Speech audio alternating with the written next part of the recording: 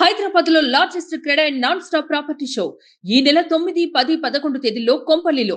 ఈ రోజుల్లో UPI payments భారీగా పెరిగిపోయాయి. స్మార్ట్ ఫోన్ల యుగం మొదలైన నాటి నుంచి ప్రతి ఒక్కరూ ఆన్లైన్ ద్వారా ట్రాన్సాక్షన్స్ చేస్తున్నారు.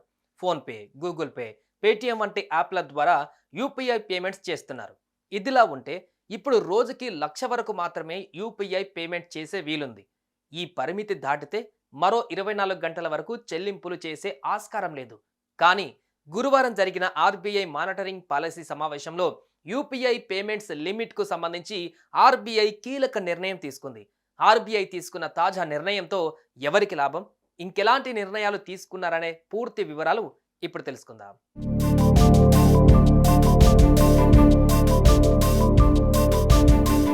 గురువారం ఆర్బీఐ మానిటరీ పాలసీ సమావేశం జరిగింది. ఇందులో ఆర్బీఐ గవర్నర్ శక్తికాంత్ దాస్ కొన్ని కీలక నిర్ణయాలు తీసుకున్నారు. యూపీఐ పేమెంట్స్ కు సంబంధించిన అంశాల మీదే కాకుండా రెపో రేటుపై కూడా డిస్కషన్ జరిగినట్లుగా తెలుస్తోంది.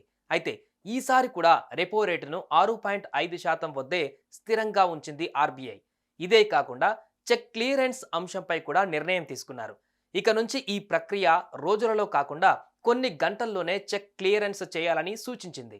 అయితే మరీ ముఖ్యంగా ట్యాక్స్ పేమెంట్లపైన యూపీఐ లిమిట్ను పెంచుతూ నిర్ణయం తీసుకుంది. ప్రస్తుతం యూపీఐ ట్యాక్స్ పేమెంట్స్ పరిమితి 1,00,000 వరకు ఉన్న విషయం అందరికీ తెలిసిందే. కానీ తాజాగా జరిగిన ఈ మానిటరీ పాలసీ సమావేశంలో ఆ పరిమితిని 1,00,000 నుంచి ఏకంగా ఒకేసారి 5,00,000 వరకు పెంచుతూ నిర్ణయం తీసుకున్నారు.